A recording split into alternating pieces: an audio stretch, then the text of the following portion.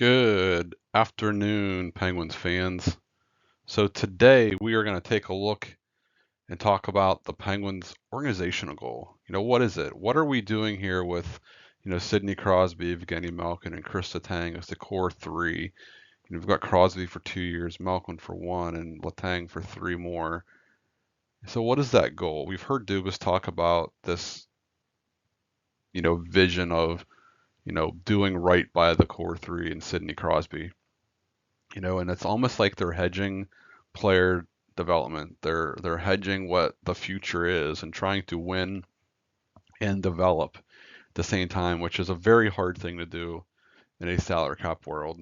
You almost need to tear it down, get those high draft picks, and move along.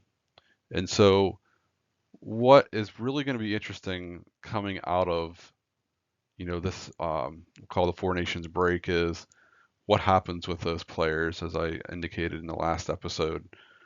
There were players available, Ricard, Raquel, Bunting, and some others that could be traded. I don't really think Raquel will be traded because you don't want to, do Sidney Crosby dirty, basically. You want him to have some top talent around him. And so, from a salary cap perspective, and this is information coming over from Puckpedia, if you haven't used their website, a good resource of salary cap information, but here's the situation over the next 3 years. The cap is going up a lot. And so there's an opportunity if you want to win now and develop where they will most likely need to sprinkle in those prospects that we'll talk about in a second here, but they'll need to sprinkle in some of those younger players and maybe get a player who's in that 23 to 26 age range who's looking for a fresh start, and they acquire some of those guys here. But I think they're gonna need to supplement the team. If it's truly about winning in Crosby's last two final years, then to do that, they're definitely gonna need to augment the team for for Crosby. I also think Malkin is definitely starting to show his age and the wear and tear with his shoulder that really no one ever talks about his shoulder injury from years ago, which took off a lot of his accuracy and fastball on his slap shot and one timer, and then obviously his knees over the last number of years. It's he's been dealing with that, and so we'll have to see how that is done. As you can see, they've got a ton of space next year, 24 million. It goes up to 59 and 87 million dollars.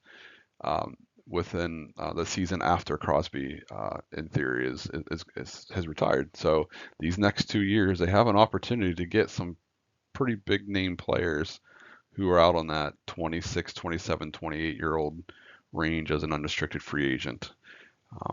It is not the best way of developing a team and to win, but Dubas seems to be intent on attempting to do that here. So we shall see with that. And, coming up with that development or, rebuilding or retooling is, draft picks. And you can see the Pens have, two first round picks potentially. Now, one of those could be retained by the Rangers if they fall lower in 14th.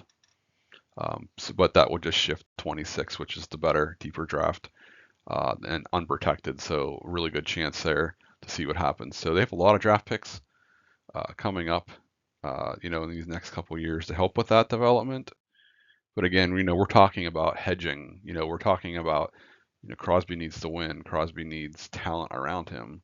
And there's really not elite talent at the forward base. You kind of pulled out here. You can see just the top kind of guys that are out there, in my view, with any kind of rating from my perspective of potential NHL value.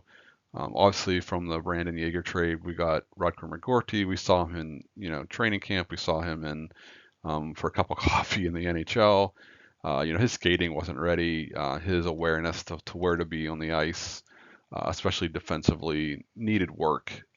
Coming out of college, coming to the NHL with no AHL time, that was definitely needed for him. And so all the reports are actually in his last month plus, he has been showing those signs of a guy at his talent level. And so the Pens should be in a good spot. I do view McCourty as more of your second, third line type of winger. We'll see if his hands develop as a goal scorer. He's been a little bit snake bit in the AHL, still collecting assists, still getting around the net. That can develop. Power forwards do take a little bit more time to develop. So, I do see him in that tweener kind of role. That could he become a first line player? Sure. But I see more of a solid second line left wing or even right winger. He's comfortable on both sides of the ice there. And then you've got Tristan Braz, Billy Cleveland, and Tanner Howe and Melvin Fernstrom. Fernstrom just came over in the trade with for Peterson and excuse me and O'Connor, and so this would be one of the keys of the trade. Obviously, they got the first round pick, but they really need a shooter, and that is Fernstrom. The big thing with Fernstrom's development over in Europe will be his skating, similar to McCourty. He's got to continue with his skating, his two-way play, which was viewed as developing and getting better. And so we'll see if he can continue to build on the skill aspect that the Pens desperately need, which is, offensively gifted players, which is what I did on tier forward. I wanted to call out that there's a gentleman, a young guy out in Russia, Mikhail Ilyin, who is a left-handed right winger who has a pretty big potential as one of those diamond in the rough type players that comes out of nowhere. No one talks about this player. He's over in the KHL, and we'll see what happens. But he's one of those winger guys that you're looking for from a development perspective. On defense, again, I don't think they have any elite tier one kind of first pairing defenseman, but I do think from a second pairing perspective, they've got Owen Pickering on the left side and Harrison Brunicky on the right. And so I think that'll be a good long-term second pair. That becomes your shutdown pair for the future. On the third, you got Emil Pianiemi. I think him and as well as Kelly Kangas, both with their national teams, both have played important minutes. So that is a positive sign that the team can get these guys into their system, hopefully next season, and start to play in the in the AHL to get those valuable minutes. So they are probably 2-3 years away from moving anywhere into a third pairing opportunities. Pianiemi is more than likely going to be one of your potential third pair power play specialists due to his size. He does have a little bit of a streak in occasion, so we'll see there. And then, wrapping up on the tier four, you've got Daniel Lash, who's a, senior college NCAA defenseman, and Finn Harding. So we'll see what happens there. But again, no top elite talent. I think these guys are all supplementary players. Obviously, your pair two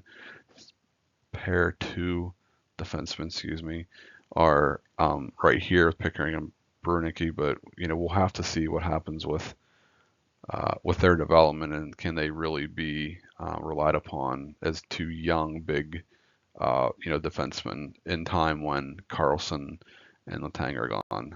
Tang's gone in 3 years, so projecting a lineup, coming out of the break, I do think, after those trade deadline passes, I think that is going to be the time to get McCourty up here. We got to see what he can do. I think the Pens need a right-handed center. I think Glass needs to stick to the center position. I don't think Hayes is going to be limited based on how well he's been playing. But again, after the trade deadline, you never know. Maybe a team takes him.